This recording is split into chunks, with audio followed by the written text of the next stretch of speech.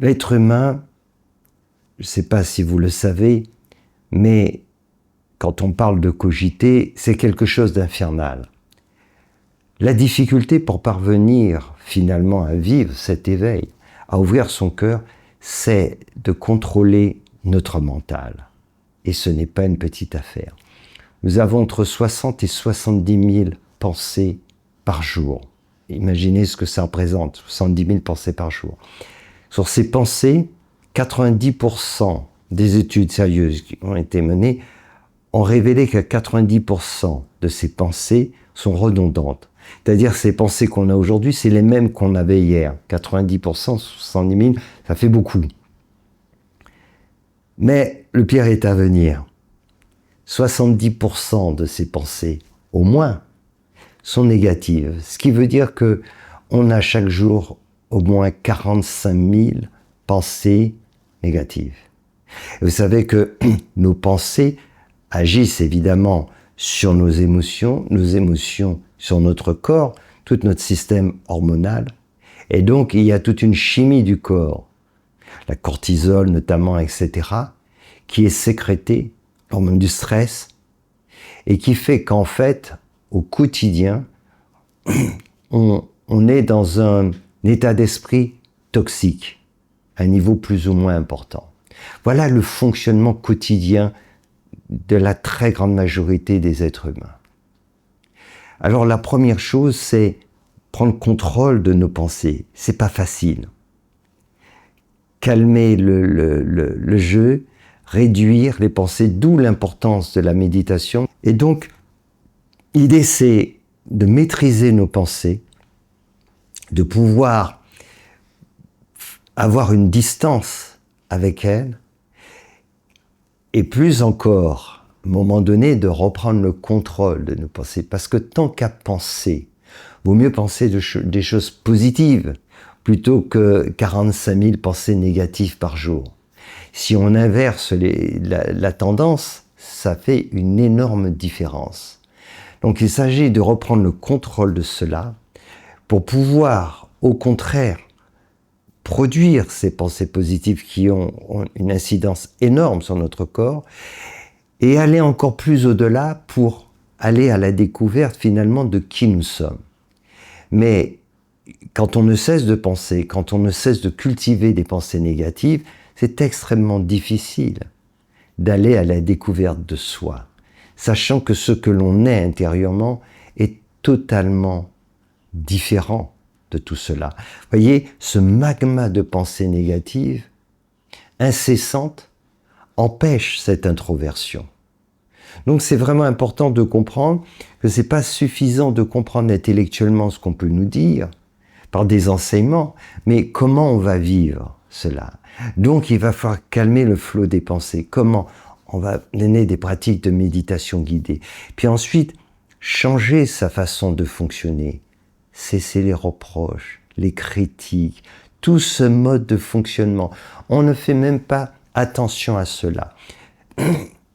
Est-ce que vous savez que, à partir de l'âge de 35 ans, des études aussi sérieuses ont révélé que 95% de ce que nous le faisons de façon inconsciente ou subconsciente. C'est-à-dire que ce sont des automatismes. Alors, tout le monde sait bien que quand on a l'habitude de conduire, on fait même plus attention à cela, mais on fait plus attention quand on marche, quand on mange, quand on conduit, quand on parle, pour beaucoup de choses, parce que ce sont des mécanismes, ce sont des croyances, ce sont des conditionnements qui nous font dire des choses, répéter un certain nombre de choses, et ça nous laisse tout juste 5% d'attitudes plus ou moins conscientes. Et pour beaucoup de personnes qui ne développent pas ce côté créatif, parce que certaines personnes développent cela à travers leur activité, notamment professionnelle ou beaucoup d'activités qu'elles peuvent faire à côté, quand on développe cette créativité, ça permet justement de ne pas être dans des automatismes. Mais pour la plupart, beaucoup de gens sont dans des tâches répétitives, au travail, à la maison, etc. Donc imaginez, 95% de ce que nous faisons nous le faisons de façon robotisée, automatique. Alors ça montre à quel point il est important de reprendre le contrôle, de cesser d'être comme un robot. C'est pour ça qu'on a autant peur du changement.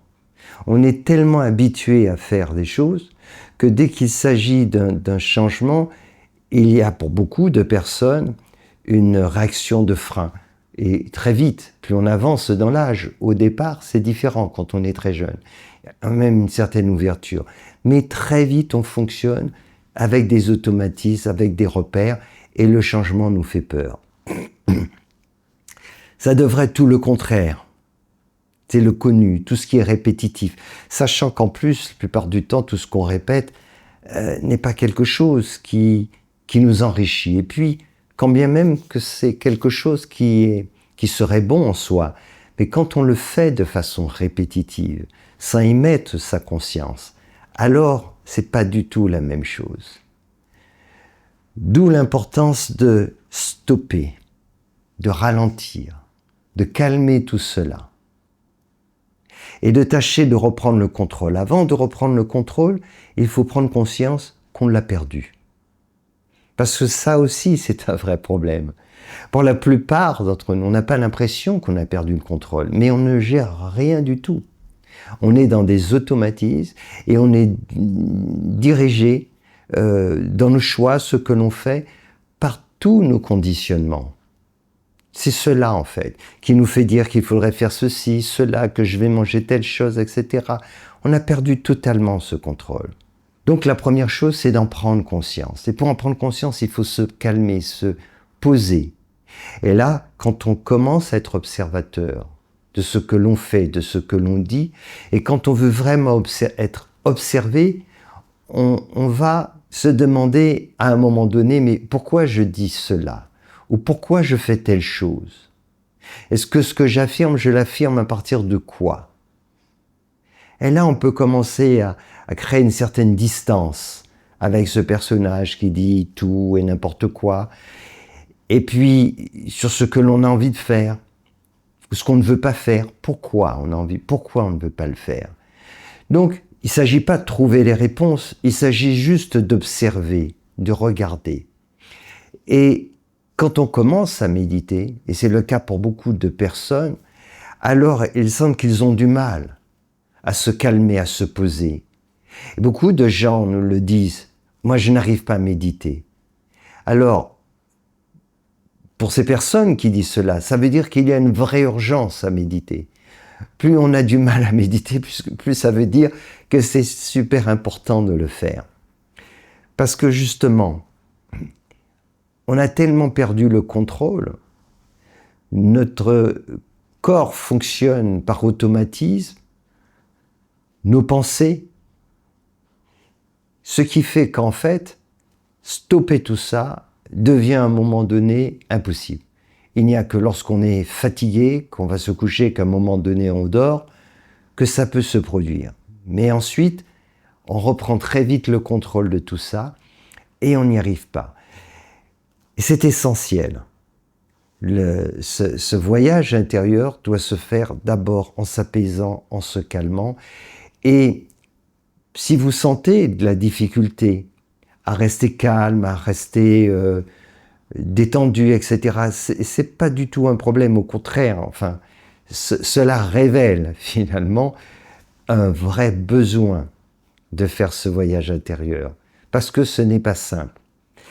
Et par la pratique, en le faisant et en le refaisant, progressivement, on arrive à calmer son corps, à calmer son mental. C'est pour ça qu'il faut se donner des objectifs, un moment, des durées de temps, et il faut s'imposer une méditation.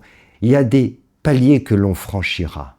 Et qu'à un moment donné, on peut sentir qu'il y a cette tension, et puis à un moment donné, parce qu'on a décidé qu'on va méditer tant de temps, et qu'on ne va pas bouger, et qu'on ne va pas penser aux mails qu'on a pu recevoir, on ne va pas regarder les SMS qui est bipé sur le téléphone parce qu'on l'aura mis de côté, etc., etc.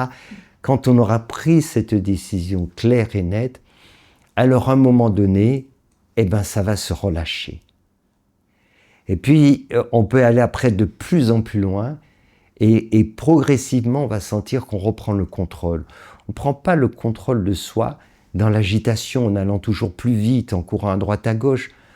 On récupère notre contrôle quand on arrive à ne rien faire. Voilà. Quand on arrive, on décide de rien faire. Pas pour s'affaler sur un canapé, manger des chips et regarder la télé, c'est pas ça qu'il s'agit. C'est ne rien faire dans le sens, je me mets dans une position confortable et je vais méditer. Je vais faire ce voyage intérieur et tout le reste ne m'intéresse pas. Je me déconnecte avec le reste et ça va durer ce temps-là, ça ne durera pas moins. Voilà.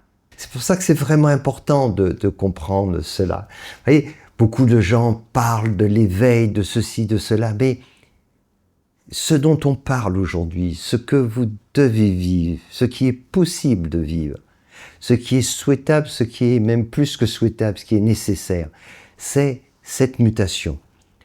Je partage quelque chose d'important avec vous parce que je suis revenu dans ce monde pour cela. Je me suis réincarné pour ça. L'être humain n'a aucun avenir tel qu'il est. On a déjà franchi différentes étapes. L'être humain n'est pas ce qu'il était il y a 1 million d'années, etc. Il y a eu des évolutions importantes. Et là, on entre dans une évolution majeure. Elle est majeure parce que si on n'arrive pas à franchir le cap, c'est fini. Cette humanité, elle est en train de disparaître. Nous avons enclenché déjà cette 6e extinction de masse. Ce n'est pas un mythe, c'est une réalité. Et on peut la voir et on la verra de plus en plus. Alors, là aussi, l'idée c'est comment on peut faire pour aider, sauver la planète, etc. C'est quelque chose effectivement d'important. Il n'y a qu'une chose à faire, c'est de se sauver soi-même. C'est pas de la lâcheté. C'est que en s'éveillant, on va donner la possibilité à d'autres de le faire. Voyez ce que je fais? Eh bien, c'est ce que pourront faire chaque personne qui parviendront à cela, l'éveil. C'est pas ensuite, il n'y a pas de grand discours à tenir. Il y a juste ce que l'on devient va forcément interpeller les personnes qui sont prêtes à passer à autre chose. Les autres, ça n'y changera rien. Mais ça ne sert à rien. C'est comme ça. Mais beaucoup de personnes s'interrogent, cherchent la voie, le chemin. Et certaines pensent encore que pour y arriver, il faut se débarrasser de certaines personnes, etc., de l'élite, de ceci, de cela. Ok. Mais à un moment donné, ils vont comprendre. Je vais vous donner un exemple très simple. Si vous voyez des tas de chenilles au sol, elles peuvent se bagarrer, se batailler. Elles vont se batailler, admettons, ok. Et la plus forte, qui aura eu le dessus, magnifique. Toutes les autres vont dire, c'est formidable, c'est toi qui as gagné. Elle peut monter sur un podium, et alors? Elle reste une chenille, à ramper au sol. Mais celle qui a compris, elle se bat pas avec les autres. Elle va dans son coin, elle vit sa transformation intérieure, ce qu'on appelle la chrysalide, cette métamorphose, et elle s'envole. Elle a bataillé avec personne. Elle n'est pas rentrée en compétition avec le voisin, la voisine, et dire « c'est moi la plus grande, le plus ceci, etc. » C'est pas ça du tout. Elle a fait ce travail intérieur, et c'est elle qui devient papillon. On ne devient pas papillon en tapant sur la tête du voisin ou de la voisine, en pensant que les autres sont plus bêtes que nous. C'est pas comme ça que ça marche. C'est ce travail intérieur. Et si vous faites ce travail, alors voyez, les autres chenilles qui voient ce papillon voler et qui savaient qu'avant, elles faisaient exactement pareil qu'elle, elles rampaient. Ça interroge, forcément, parce qu'elles finissent par comprendre, ah, c'est comme ça qu'on y arrive, c'est donc pas en étant le plus fort, en cognant sur le voisin, la voisine ou les autres. Eh ben non, c'est pas comme ça qu'on arrive. On ne devient pas plus intelligent en disant que l'autre est stupide. Ça marche pas ainsi. Il faut faire ce travail intérieur, et si on le fait, alors on révèle le divin qui est en nous.